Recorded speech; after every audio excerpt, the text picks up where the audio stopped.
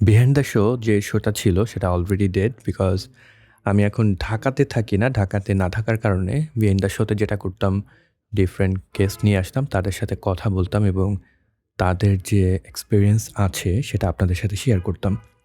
So সেই সুযোগটা যেহেতু থাকছে না, এখন কি করা যায় চিন্তা করছিলাম। পরে চিন্তা করলাম যে আমার যে এক্সপিরিয়েন্সগুলো হচ্ছে বা বিগত বছরগুলোতে আমার বিভিন্ন বিষয়ে যে এক্সপিরিয়েন্সগুলো হয়েছে সেগুলো নিয়ে কথা বলি। সলো একটা পডকাস্ট এটা থেকে রান করা যাক। আর এটা একদম থাকবে। আমি কোনো স্ক্রিপ্টও করব না। আমার ভিতরের যে কথাগুলো আছে সেগুলো আপনাদের সাথে শেয়ার করব। অ্যান্ড আশা করি এখান থেকে ইনফরমেটিভ অনেক তথ্য আপনারা পাবেন। তো আজকের যে বিষয়টা নিয়ে কথা বলবো সেটা হলো রিসেন্টলি আমি রানিংয়ে বেশ ইনভলভড হয়ে গিয়েছি। সো রানিং নিয়ে আমার যে এক্সপিরিয়েন্স সেটা আপনাদের সাথে শেয়ার করব। অনেকেই আছেন রানিংয়ে ইন্টারেস্টেড আছেন, কিভাবে শুরু করবেন বা রানিং থেকে কী ধরনের উপকারিতা হতে পারে, কী সমস্যা আপনার ফেস করতে হতে পারে ইত্যাদি বিষয় নিয়ে আলোচনা করব। এবং যেহেতু রানিংয়ের সাথে আমি একদম এখন খুব বেশি কানেক্টেড, নতুন যে অভিজ্ঞতাগুলো আসবে সেগুলো আপনাদের সাথে শেয়ার করব এবং এই স্পোর্টসে যারা ডিরেক্টলি এনগেজ, যদি সুযোগ পাই তাদেরকেও নিয়ে এসে আপনাদের সাথে কথা বলবো। এছাড়া টুকটাক বিভিন্ন বিষয় নিয়ে তো সমসাময়িক কথা হবেই। আমি চেষ্টা করব যাতে খুব ফ্রিকোয়েন্টলি ভিডিও এখানে দেয়া যায়। কোনো ব্যারিয়ার রাখতে চাই না যে নির্দিষ্ট এক টপিক থাকবে সেটার উপরে কথা বলবো। সো রানিং এই জিনিসটা কিন্তু আমি কখনোই খুব বেশি উপভোগ করতাম না। আমার মনে আছে আমি স্কুল জীবনে কখনো আমাদের যে স্কুলে স্পোর্টস প্রোগ্রাম হয় কখনো সেগুলোতে অ্যাটেন্ড করিনি। জাস্ট বিকজ আমি রানিং এত বেশি হেট করতাম। আমার মনে হতো আমাকে দিয়ে এটা কখনোই সম্ভব না। মানুষ যে ১০০ মিটার বা ৫০০ মিটার দৌড়াচ্ছে, আমি এটা পারবো না। আমি কখনো এখানে ফার্স্ট, সেকেন্ড, থার্ড কি আমি একদম লাস্ট হবো। এরকম একটা ফিয়ার আমার ভিতরে সবসময়ই ছিল। এই কারণে রানিংয়ে আমি কখনোই ওইরকমভাবে ইন্টারেস্টেড ছিলাম না। তবে ফিজিক্যাল অ্যাক্টিভিটি আমার টুকটাক সবসময় ছিল। স্পেশালি যখন আমি একদম ছোট ছিলাম, স্কুলে ছিলাম বা কলেজে ছিলাম, আমি ক্রিকেট অনেক খেলতাম। অ্যান্ড তারপরে ব্যাডমিন্টন অনেক খেলা হতো। এছাড়া আমি সাইকেলিংয়ের সাথে ইনভলভ ছিলাম। তো সব কিছু মিলে ডিফারেন্ট স্পোর্টস আমার বিভিন্ন সময়ে করা হয়েছে। বাট রানিং লাইফস্টাইলের সাথে এরকম যেতে পারে এই বিষয়ে আমার আইডিয়া ছিল না। আমি আপনাদেরকে যদি একটু কনটেক্সট দেই, আমি বর্তমানে থাকি কক্সবাজারে এবং এইখানে আমি উখিয়াতে থাকি। উখিয়া একটা উপজেলা। সো এইখানে গত ১ বছর ধরে আমি আছি। এর আগে ঢাকাতে ছিলাম। ঢাকাতে আ থাকতে আমি বেশ কয়েকবার ট্রাই করেছি রানিংয়ের। বাট ওইখান থেকে ওইটাকে অভ্যাসে যে পরিণত করতে হবে সেই আ সুযোগটা কখনো হয়নি। ঢাকাতে বসে বিশেষভাবে হয়তো দেখা যেত বিশাল একটা ব্রেকের পরে আমার ফিজিক্যাল যে কন্ডিশন অনেক খারাপ হয়ে যাচ্ছে, ওয়েট একটু বেড়ে যাচ্ছে। তখন যেটা করতাম আমি কিক স্টার্ট দেওয়ার জন্য হয়তো কিছুদিন হাঁটতাম বা হালকা পাতলা দৌড়াতাম। সপ্তাহখানেক হয়ে গেলে পরে আমি জিমে গিয়ে অ্যাডমিশন নিতাম এবং দেন হয়তো ৩-৪ মাস জিম করতাম। ওটাকেও ওইভাবে কন্টিনিউ করা হতো না। আর এখানে আসার পরে এখানে যে কন্ডিশন সেটা হলো আমার বাসার আশেপাশে ওরকম ভালো মানের কোনো জিম নেই। তো আমি আসার পরে চিন্তা করলাম যেহেতু আমি বাসায়ই থাকি বেশিরভাগ সময়, আমি কনটেন্ট ক্রিয়েট করি ফুল টাইম। সো আমার বাইরে খুব বেশি যাওয়ার দরকার হয় না unless I need to record A video. যখন কোনো প্রোডাক্ট টেস্ট করতে আ যাওয়া হয় তখন তো যাই। বাট ওইভাবে আমার হয়তো সপ্তাহে ১ দিন ফ্যামিলিকে নিয়ে ঘুরতে যাই। ওইভাবে বাইরে কখনো যাওয়া হয় না। সো আ যেটা হলো আমি এখানে এসে একটু ইনঅ্যাক্টিভ হয়ে গেলাম। সারাদিন বাসার ভিতরে থাকি। আমার একটা বাচ্চা আছে, তাকে নিয়ে স্কুলে যাই, আবার বাসায় আসি, এটাই। এছাড়া সারাদিন দেখা যায় কম্পিউটারের সামনে আমি টেব আ চেয়ারে বসে হয়তো ভিডিও এডিট করছি বা ভিডিও শুট করছি, স্ক্রিপ্টিং করছি। এভাবেই আমার দিনটা কেটে যায়। এতে করে আমার ফিল হলো যে আমার বডিটা অনেক বেশি ইনঅ্যাক্টিভ হয়ে যাচ্ছে। আর আমার একটু ব্যাক পেইনেরও সমস্যা ছিল বিগত দিনগুলোতে। এই কারণে চিন্তা করলাম আবার একটু স্টার্ট করি। যেহেতু জিম ছিল না, আমি এখানে বাসায় বসে ওয়ার্কআউট করার জন্য প্রয়োজনীয় যে জিনিস, আমার ডাম্বেল সেট আছে একদম। যদি বলি ২.৫ কেজি থেকে শুরু করে আ ১২ কেজি পর্যন্ত ডাম্বেল সেট আছে, হুইচ ইজ গুড এনাফ আমার জন্য।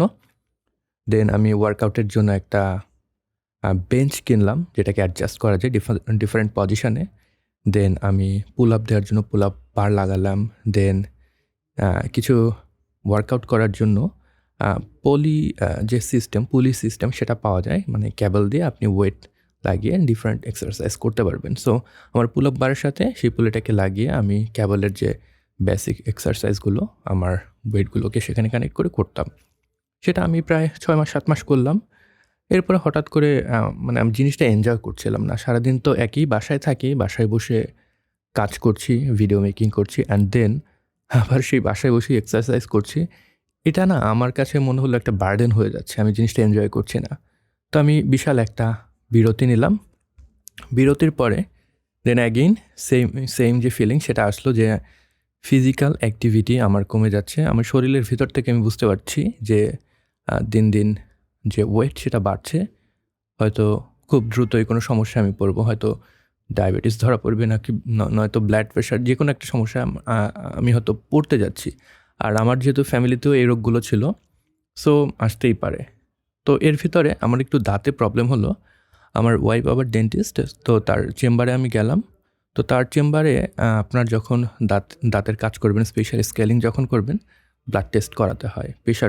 প্রেশারটা আপনার মাপাতে হয়। তো সে কারণে আমার ব্লাড টেস্ট করা, ব্লাড ঠিকই ছিল, বাট প্রেশারটা অনেক বেশি চলে আসলো সেখানে। আর ব্লাড টেস্টে ডায়াবেটিক্সের যে টেস্টটা হয় সুগার, সেখানে সেটার ভ্যালু একদম বর্ডার লাইন চলে আসলো। তো এইটা দেখে না আমি অনেক বেশি ভয় পেয়ে গেলাম যে এই বয়সেই যদি এই অবস্থা হয়, সামনে তো আর অনেক সময় পড়ে আছে, তখন আমি কি করব? তো এরপর থেকেই অ্যাগেইন ফিজিক্যাল অ্যাক্টিভিটি কী করা যায়? আমি জিম মানে ওয়েট লিফটিং ওটা এনজয় করছিলাম না, সো ওটা করার ইচ্ছাও আসছিল না। পরে আমি টুকটাক করে হাঁটাহাঁটি শুরু করলাম বাইরে দিয়ে। অ্যান্ড এইখানে আমার এক বন্ধু আছে দীপেন বড়ুয়া, দীপেন। সো সে আবার রানিং করে বেশ কিছুদিন ধরেই, মানে অন অফ, অত রেগুলার রানিং করে না। সো রিসেন্টলি আবার সে রানিং শুরু করেছিল। সো সে প্রত্যেক দিন যখন বাইরে যেত, ওই রানিংয়ের ছবিগুলো তুলতো বা সে দৌড়াচ্ছে স্ট্রাভার যে ম্যাপ সেটাকে শেয়ার দিত সোশ্যাল মিডিয়াতে, ওটা দেখতাম। তো ওইটা দেখে আমার মনে হলো যে আমিও শুরু করি ওর মতন, শুধু হাঁটাহাঁটি না করে একটু দৌড়াদৌড়ি শুরু করি। সো যেহেতু আমি কখনো ওইভাবে রানিং করিনি, আমার রানিংয়ের জন্য স্পেশাল যে গিয়ার্স দরকার, লাইক ড্রেসের কথা যদি বলি, কিংবা শু যেটা খুবই বেশি ইম্পর্টেন্ট, সেগুলো ছিল না। সো আমার কাছে যেটা ছিল বাসায় ওরকম একটা পুরানো শু, মানে ট্রেডিশনাল আমাদের মেন্টালিটি যেটা সবথেকে খারাপ শু দিয়ে দৌড়াদৌড়ি বা খেলাধুলার কাজ করতে হবে, ওরকমই আমিও আমার কাছে থাকা যেটা একদম ছেঁড়াবেড়া বা খারাপ যে শু আছে ওটাকেই পরে প্রথমে ইনিশিয়াল যে দৌড়াদৌড়ি সেটাকে শুরু করলাম। প্রথম দিন আমার মনে আছে আমি 4 কিলোমিটার দৌড়াতে তো পারিনি, কারণ আমার ফিজিক্যাল যে অবস্থা ওইটা ওরকম ছিল না। সো আমি হেঁটে হেঁটে হালকা জগিং করে করে 4 কিলোমিটারের মতন একটা রানিং সেশন শেষ করলাম। অ্যান্ড দেন আমি বাসায় আসলাম। একটু হালকা পাতলা পেইন ছিল, বাট ওইটা অত বেশি ছিল না, প্রকট ছিল না। জিম করলে যেরকম প্রথম দিন যাওয়ার পরে 2-3 দিন হাত পা নাড়ানো যায় না, ওরকম না বিষয়টা। হালকা পাতলা একটু ব্যথা ছিল, বাট পরের দিন আবার গেলাম, তখন আমার ব্যথাটা ওইভাবে আর ফিল করলাম না। এবং নেক্সট যেদিন গেলাম ওইদিন 4 কিলোমিটারের জায়গায় আমি 5 কিলোমিটার হেঁটে হেঁটে এবং হালকা জগিং করে গেলাম। এবং সেখানে আমার পেস যেটা সেটা ছিল প্রথম দিন মনে হয় 10-এর উপরে, তারপরের দিন 10-এর মতন, এবং এরপরে আরেকদিন গেলাম সেটাও 5 কিলোমিটার, তখন পেসটা আরেকটু কমলো।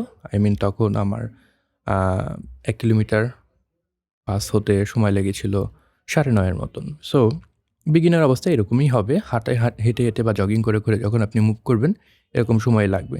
বাট ওইটা দেখে না আমি খুব বেশি এক্সাইটেড ছিলাম যে আমি যে 5 কিলোমিটার একটানা দৌড়াতে পারি বা হাঁটতে পারি, এই আইডিয়াটা না বা এই কনফিডেন্সটা আমার ভিতরে কখনোই ছিল না। সো ফার্স্ট টাইম যখন আমি ওটাকে ক্র্যাক করলাম, 5 কিলোমিটার যখন আমি জগিং করে করে হেঁটে হেঁটে ক্রস করলাম, ওইদিন আমার ভিতরে মানে ভিতর থেকে আমাকে খুব ভালো লাগলো এবং নিজেকে নিয়ে অনেক প্রাউড ফিল হলো যে না, এইটা আমি করতে পারি।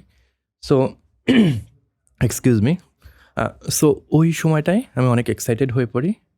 আমি কন্টিনিউ এভাবে দৌড়াতে থাকি এবং একদিন আর হাঁটি নাই, পুরা রাস্তাটা আমি তখন হালকা হালকা জগ করতে করতে পার হয়েছি। একটু কষ্ট হয়েছিল, বাট ইভেনচুয়ালি আমি সেটা কমপ্লিট করতে পেরেছিলাম এবং তখন আমার পেস ছিল হলো 8 মিনিটের মতন। সো ওইটা দেখে আমি আরও এক্সাইটেড হয়ে গিয়েছিলাম। না, আমি না থেমে, না হেঁটে বা না রেস্ট নিয়ে একটানা 5-6 কিলোমিটারের মতন আমি দৌড়াতে পারি। সো ওই মোমেন্টটা মানে আমি আপনাদেরকে এক্সপ্রেস করতে পারবো না যে নিজের কাছে কতটা ভালো লেগেছিল। সো এভাবে আস্তে, আস্তে করে প্রত্যেকদিন নিজের প্রগ্রেসগুলো দেখছিলাম। সোশ্যাল মিডিয়াতে ১ম দিকে খুব এক্সাইটেড হয়ে সেগুলোকে শেয়ারও করতাম। আ কারণ আমার মানে এটা আমার কাছে অ্যাচিভমেন্ট মনে হতো। বাট আমার এই পোস্টগুলো দেখে হয়তো যারা একটু এক্সপেরিয়েন্স রানার ছিল, তারা হয়তো অনেকেই হাসাহাসি করতো, আই ডোন্ট নো। সো পরে আমি সোশ্যাল মিডিয়াতে পোস্ট করা বন্ধ করে দিই। বিকজ দীপেনের সাথে আবার মিট হয়। আমরা একসাথে একদিন দৌড়াই এবং তার কাছ থেকে স্ট্রাভা যে অ্যাপটা আছে, মানে রানিং কমিউনিটির যেটা অ্যাপ, আমরা ফেসবুক ব্যবহার করি, ইনস্টাগ্রাম ব্যবহার করি সোশ্যাল মিডিয়া বা কমিউনিকেশনের জন্য, রাইট? সো রানারদের ওরকম একটা সোশ্যাল মিডিয়া হলো স্ট্রাভা। সেখানে আপনি যখন রানিংয়ে যাচ্ছেন বা জগিংয়ে যাচ্ছেন, ওয়াকিংয়ে যাচ্ছেন, আপনার যে প্রগ্রেস সেটাকে আপনি রেকর্ড করতে পারবেন। সো সেখানে আপনার ম্যাপটা শো করবে, আপনার পেস কত ছিল সেটা শো করবে, কত কিলোমিটার আপনি গেলেন সেটা শো করবে এবং আপনি সেখান থেকে আপনার অ্যাক্টিভিটিতে প্রত্যেকটা বিষয় দেখতে পারবেন এবং তাদের প্রিমিয়াম যদি সাবস্ক্রিপশন নেন, ওখানে আরও অনেকগুলো আপনি ক্যাটাগরিতে আপনার প্রোগ্রেস দেখতে পারবেন। আপনার বেস্ট এফোর্ট কতটুকু, দেন আপনার যদি ভালো মানের কোনো স্মার্ট ওয়াচ থাকে তা সেটাকে কানেক্ট করে আপনার হার্টবিট এগুলোকেও আপনি ওই স্ট্রাভাতে সিঙ্ক করতে পারবেন। সো স্ট্রাভাতে যখন কানেক্ট হই, সেইখানে আমাদের এই উখিয়াতে একটা রানিং কমিউনিটি আছে, যেটা আমাদের মানে পরিচিত লোকজনদের ভেতরেই। আসলে আমরা পরিচিত যারা ছিলাম, আমি তো ছিলাম না, ওরাই ছিল আগে। তো ওরা ৩-৪ বছর ধরে এরকম কানেক্টেড আছে এবং একসাথে দৌড়াদৌড়ি করে আর কি। সো সেই কমিউনিটির সাথে দীপেন আমাকে কানেক্ট করে দিল এবং ওই কমিউনিটিতে মোটামুটি অনেক মেম্বার আছে, প্রায় ২০-৩০ জনের মতন। সো মাঝে, মাঝে তাদের সাথেও দৌড়ানো শুরু করি। অ্যান্ড গত সপ্তাহে শনিবার ছিল। গত সপ্তাহে না, তার আগের সপ্তাহের শনিবারে ওই কমিউনিটির একটা ব্যাকইয়ার্ড আল্ট্রা ম্যারাথন কম্পিটিশন ছিল। সেটাতে আমি অ্যাটেন্ড করি। That was the first competition that I have attended.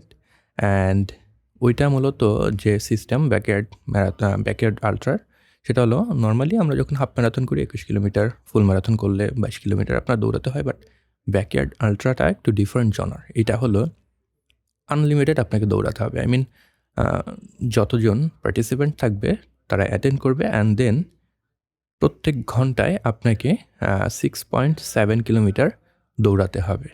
এখন এই ১ ঘন্টায় আপনি এই 6.7 কিলোমিটার কমপ্লিট করতে পারেন। চাইলে আপনি ৩০ মিনিটে কমপ্লিট করতে পারেন। যদি ৩০ মিনিটে কমপ্লিট করেন, তাহলে বাকি যে সময়টুকু থাকবে ১ ঘন্টার ৩০ মিনিট, সেই ৩০ মিনিট আপনি রেস্ট নিতে পারবেন এবং পরবর্তী ঘন্টায় আবার আপনার সেই যে লুপ শুরু হবে, মানে প্রত্যেকবার ঘুরে আসলে আপনি একটা লুপ কমপ্লিট করলেন 6.7 কিলোমিটারে। এভাবে আপনি করতে, করতে লাস্ট পর্যন্ত যারা মানে যে থাকবে সে হবে উইনার। আর আপনি যদি আগে থেকেই বলেন যে আমি আর পারছি না, আমার শরীরে কুলোচ্ছে না, তাহলে আপনি ডিড নট কমপ্লিট ডিএনএফ হয়ে যাবেন আর কি। সো আমি ডিএনএফ হয়েছিলাম। আই মিন আমি ৪টা লুপ কমপ্লিট করি 26 কিলোমিটারের মতন। এরপরে আমি বলি যে না, আর পসিবল না। এরপরে ১ সপ্তাহ রেস্ট ছিল। রেস্টের পরে আবার দেখলাম যে আমার পায়ে একটু ব্যথা। বিকজ আমি একটু এক্সাইটেড হয়ে বেশি দৌড়িয়ে ফেলেছিলাম, যেহেতু আমার কখনো এরকম এক্সপিরিয়েন্স ছিল না। এর আগে আমি হাইয়েস্ট দৌড়িয়েছিলাম ১৩ কিলোমিটারের মতন। বাট হঠাৎ করে ওই কম্পিটিশনে সবার কী বলবো চিয়ার্স এগুলো শুনে বেশি এক্সাইটেড হয়ে বেশি দৌড়িয়ে ফেলেছিলাম। সো 26 কিলোমিটার আমার বডি ওটার জন্য প্রস্তুত ছিল না। সো আমাকে একটু রিকভারিতে বেশি সময় দিতে হয়েছিল। আমি ১ সপ্তাহ একদম টোটালি রেস্ট নেই। তারপরেও দেখি আমার ব্যথা হালকা আছে। তারপরের দিন আমি জগিং শুরু করি অ্যান্ড দেন পরে ২-৩ দিন ধরে আবার আমি রেগুলার যে আমার রুটিন সেটাতে চলে আসছি। আর ২১ তারিখে ফেব্রুয়ারির একটা আমাদের হাফ ম্যারাথন কম্পিটিশন আছে উখিয়া রানিং ক্লাবের। তো সেখানে আমি জয়েন করছি, সেটার জন্য কম্পিট করব। সো এই ছিল আমার রানিং জার্নি সো ফার। রানিংটাকে আমি খুবই এনজয় করছি এবং এই রানিংয়ে যুক্ত হওয়ার পেছনে মেইন যে কারণটা সেটা হলো ডিসিপ্লিন। যে যদি রানিং করি, আমার দিনের একটা সময় নির্দিষ্ট সময় আমাকে বেঁধে রাখতে হবে, এই সময় আমি দৌড়াবো। সেকেন্ড হলো যখন আমি দৌড়চ্ছি আমার শরীরটা কিন্তু সেভাবে রেসপন্স করছে। শরীরের ওয়েট যদি থাকে সেটা তো কমে যাচ্ছেই, তাছাড়া অন্যান্য যে হেলথ রিস্কগুলো আছে সেগুলো অনেক মিনিমাইজড হয়ে যাবে, সেটাও একটা কারণ। আর যখন আমি ওয়েট লিফটিং করতাম, যেহেতু আমার ব্যাক পেইনের সমস্যা আছে, সো অনেক সময় উল্টাপাল্টা একটু হলে পরে আমার পেটে অনেক ব্যথা হতো, ব্যাক অনেক পেইন করতো। সো রানিংয়ে জয়েন করার পরে এই সমস্যাটা আমার হচ্ছে না। তারপরেও আমি মাঝে মাঝে টুকটাক ট্রেনিংয়ের চেষ্টা করি, যেরকম পুল আপ, সেটা আমি সপ্তাহে 2-3 দিন করার চেষ্টা করি। দেন আমার আপার বডির যে ট্রেনিং, যেরকম বুক ডাউন দেওয়া বা কিছু বেঞ্চ প্রেস দেওয়া, এগুলো চেষ্টা করি। সো চেষ্টা করি যে টুকটাকভাবে বডিটাকে একটু অ্যাক্টিভ রাখতে, বিকজ যেহেতু আমি অনলাইন বেসড জব করি, একদম রুমের ভিতরে আমার কাজকর্ম। সো সেক্ষেত্রে আমার মনে হয় একটু অ্যাক্টিভ থাকার দরকার আছে। সো সেটার বেনিফিট আমি পাচ্ছি। শুধুমাত্র যে ফিজিক্যালি আমার কাছে অ্যাক্টিভ মনে হচ্ছে সেটা না। ফিজিক্যাল অ্যাক্টিভিটির সাথে সাথে আমার মেন্টালি অনেক বেশি ফ্রেশ লাগে। আমার অনেক বেশি ফোকাসড লাগে। আর উল্টাপাল্টা চিন্তাভাবনা মাথায় আসে না। অনেক সময় আগে হতো কি, যখন এখানে প্রথম আসছি, যে অনেক সুযোগ আমার মিস আউট হয়ে যাচ্ছে। ঢাকা ছেড়ে আসছি, এটা হচ্ছে না, ওটা হচ্ছে না, সময় দিতে পারছি না, আ ওইভাবে কাজ করতে পারছি না। এগুলো নিয়ে অনেক বিরক্ত থাকতাম। সো এখন না অনেক বেশি ফ্রেশ লাগে। ওই ডিপ্রেশন বা ওই অ্যাংজাইটি, এই জিনিসটা আমার ভিতরে আর কাজ করে না। সো এই ছিল আমার অভিজ্ঞতা। আপনাদের প্রশ্ন থাকলে অবশ্যই আমাকে কমেন্ট বক্সে লিখে জানাবেন, স্পেশালি রানিং রিলেটেড। আমি হয়তো এরপরে আপনাদেরকে রানিংয়ের যে গিয়ার নিয়ে, সেগুলো নিয়ে একটা এপিসোড করব, যেখানে জুতা নিয়ে আমার এক্সপেরিয়েন্স আপনাদের সাথে শেয়ার করব। খুবই খারাপ অভিজ্ঞতা। বললাম না, একদম ছেঁড়া ফাটা জুতো দিয়ে ১ম এ শুরু করেছিলাম। সো সেটা থেকে অনেক সমস্যায় পড়েছিলাম। সেগুলো আপনাদের সাথে নেক্সট কোনো এপিসোডে আমি শেয়ার করব। সেটার জন্য সাবস্ক্রাইব করে রাখবেন। আর এই পডকাস্টটা ভালো লাগলে অবশ্যই ফিডব্যাক দিয়ে যাবেন। সবাই ভালো থাকবেন, সুস্থ থাকবেন। Good bye.